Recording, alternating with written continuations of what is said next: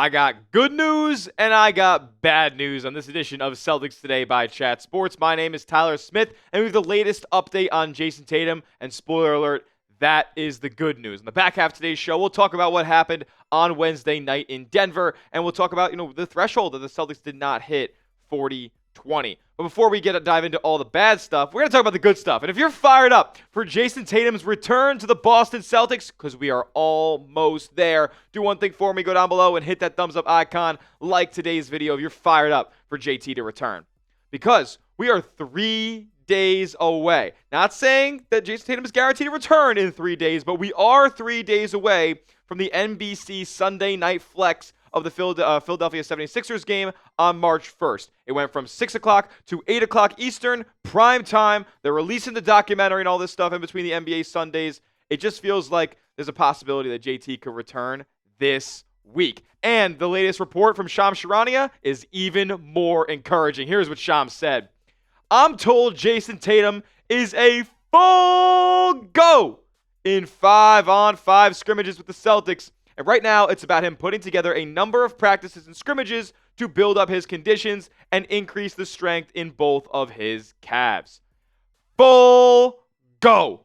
Let's go, JT. So hyped to see this here. Practicing 5-on-5 with the actual Boston Celtics. I want to say main Boston Celtics, but that would create a little bit of confusion because he was practicing with the G League squad, as we know. That's over now. He's with the real deal, and he's going to be out there it really just feels like a matter of days, if not a week or two. JT is coming back very, very soon, but it also kind of felt like Shams was a bit late on this info, right? Remember a couple days ago when the Celtics had posted a couple pictures from practice?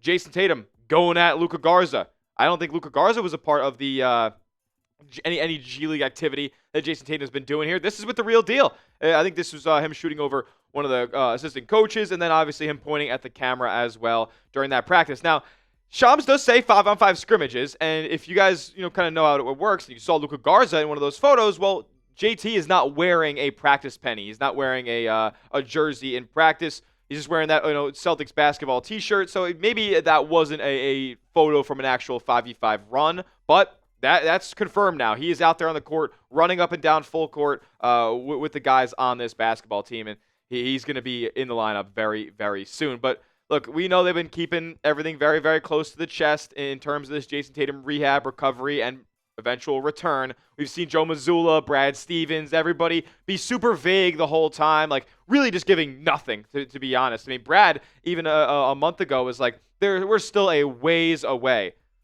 We really weren't too far a ways away. It's all relative for Brad Stevens. It's whatever a ways away means in his head, and they weren't really giving us anything. I mean, Joe Mazzulla, when asked if Jayson Tatum was practicing, he just stared down a reporter and didn't say any words. So clearly they don't want to tip their hand in any regard when it comes to JT coming back here. And I don't mind that. The Celtics are always a classy organization in that vein. More from Shams here, the full quote from the NBA Today on ESPN. Saying an essential element right now around Jayson Tatum is the hurdle of being a 100% mentally ready. 100% confidence in that right leg. Because the common theme from people close to Jayson Tatum has been him getting out there and returning to action when JT feels like JT. So the Celtics will take Jayson Tatum's lead. He's in the driver's seat. He's going to be the one to make the decision. The team has not put any pressure on him. Think about it, guys. He's 9 months post-Achilles surgery, and he's going full 5-on-5. Jayson Tatum, throughout all of this for months, has just wanted to get us to this point in March where he's able to make a decision on whether he can play or not.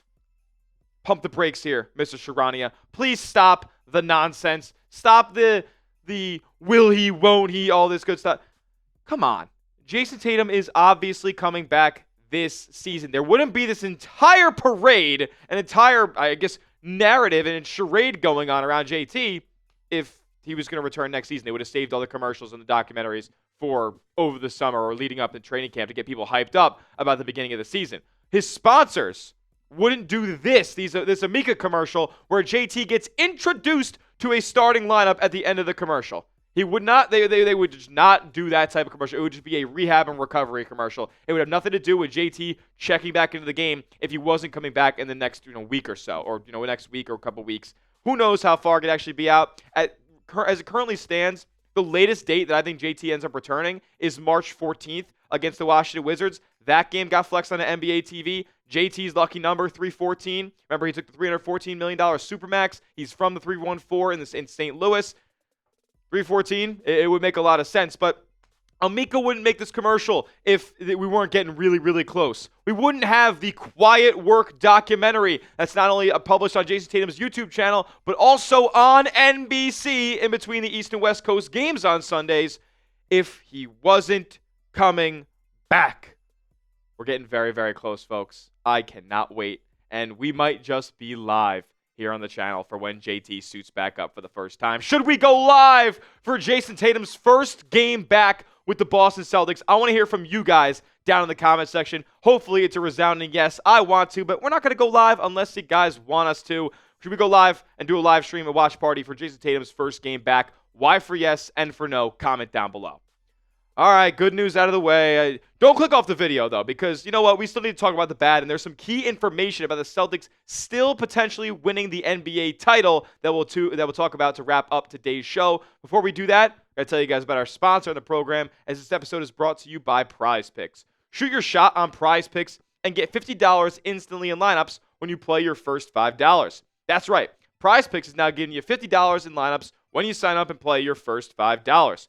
Prize Picks makes every dunk, every dime, and every board that much more exciting. So don't miss this chance to get started on America's #1 app for sports picks at Prize Picks. All you guys got to do is pick a lineup of 2 to 6 players and just pick more or less on their projected stats. Whether it's basketball or hockey or golf or baseball's coming up as well, you can mix and match all these different sports and stat types and win up to 2,000 times your money in one single lineup. And take it from me, I've been a customer longer than they've even been a sponsor here at Chat Sports. I play Prize Picks all the time. And really, it's because of the features that they offer and how aesthetically pleasing and easy to use the app is. Some features that stand out to me, injury reboots. So if my player gets hurt in the first half of a game and doesn't return, Prize Picks will just take that square away and you just go with whatever else is left in your lineup. You also get early payouts feature too. So if your lineup gets off to a hot start, you can cash out those winnings before the game's even finished. They also like to make things easy for you guys, throwing flash deals, Taco Tuesdays, max discounts, where they slash projections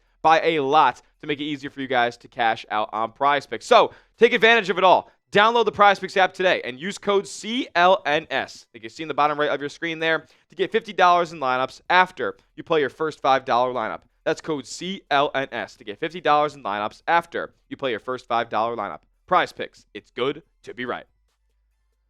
This ain't good at all. This what I'm looking down at right here. Woof.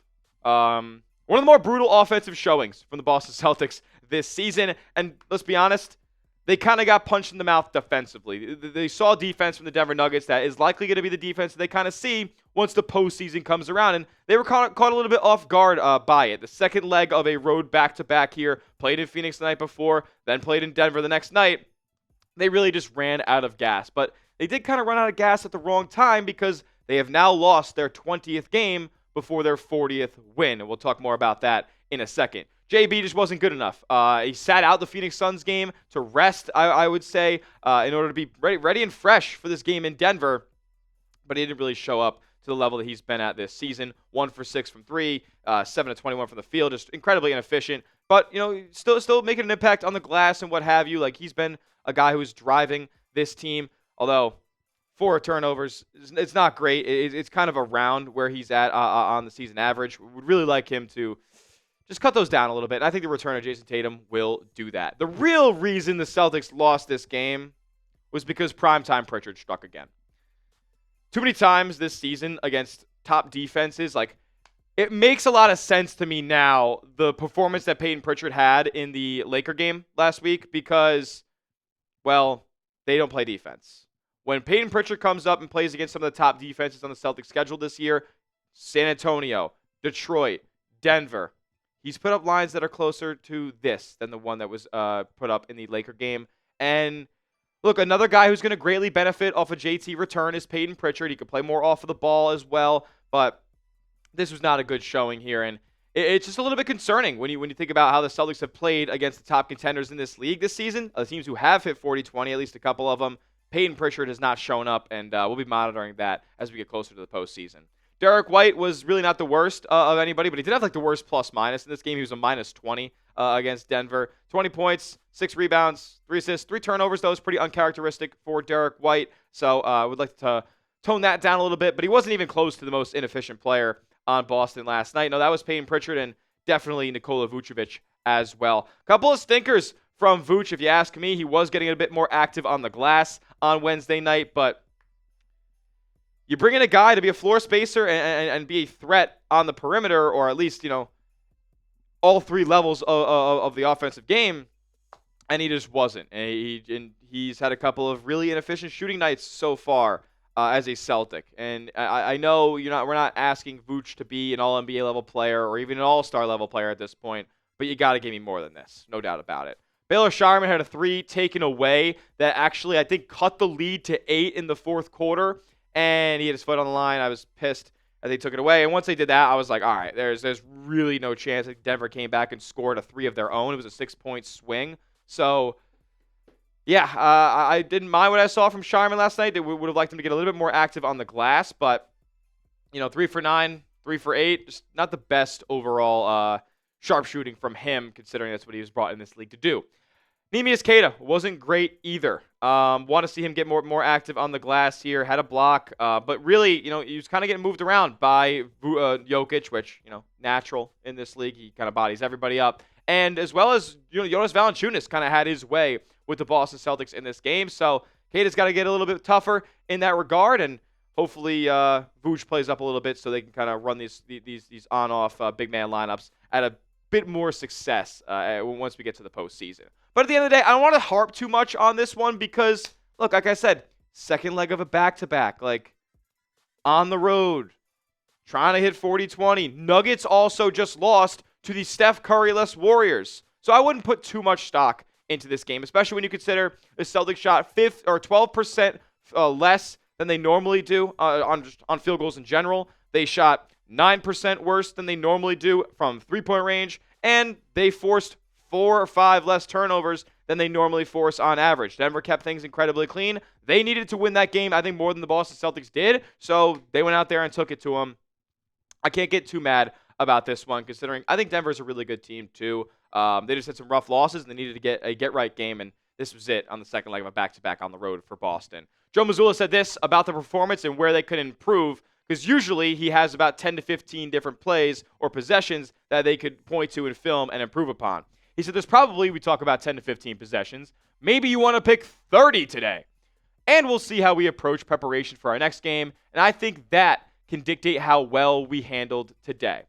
I love that about Joe Mazzulla because it's kind of like one of those things where we just forget about that game. It was a putrid performance offensively. You kind of got locked up. And look, the Celtics were up 1 close to the end of the third quarter. Denver goes on an 11-0 run. They come out of the gates firing in the fourth quarter as well. Boston misses their first 5 shots of the fourth quarter, and they just kind of put the game away at that point. But Mazzulla did note the fatigue a little bit. He said it's a little bit of everything for the most part, but did note that fatigue played a little bit of a factor. The real emphasis that he was putting on is the response that the Celtics will have to this loss. They play the Nets on Friday, obviously the Sixer game on Sunday. They need to go out there and just put belt to ass to the Nets and just wash this one away heading into that game on Sunday on NBC. Now, speaking of which, the Celtics have not hit the 40-20 threshold for 2025-2026. There have only been, I believe it is, 5 teams in NBA history that have not won 40 games before losing their 20th. And look, it's not a great, trend to not be a part of, considering only how many teams? 1, 2, 3, 4. Yeah, 4 teams. Only 4 teams in NBA history have not hit the threshold and still won the title. So it's not a great group to be a part of. But I will say they do check a couple of other major boxes that you need to be an NBA Finals and title contender. They are a top 3 seed. No NBA Finals winner has ever won being below a top 3 seed. And then you have a simple rating score over plus 4.0. I don't really know how to compound all that. It's an evaluation score about your roster, but no team in NBA history has won a title with less than a plus 4.0 SRS. Celtics fit both those boxes. They are in the position to be an exception to the 40-20 rule. Plus, they could end up winning their 40th game right after they lost their 20th. So it's not necessarily something where they're too far off of the mark here. Plus, Oh, yeah, they're getting an All-NBA player back. Like, they're getting one of the best players in the world added to the roster this season. Now, is he going to be a top 10 player when he returns this year? Maybe not. I think the money would probably be on not.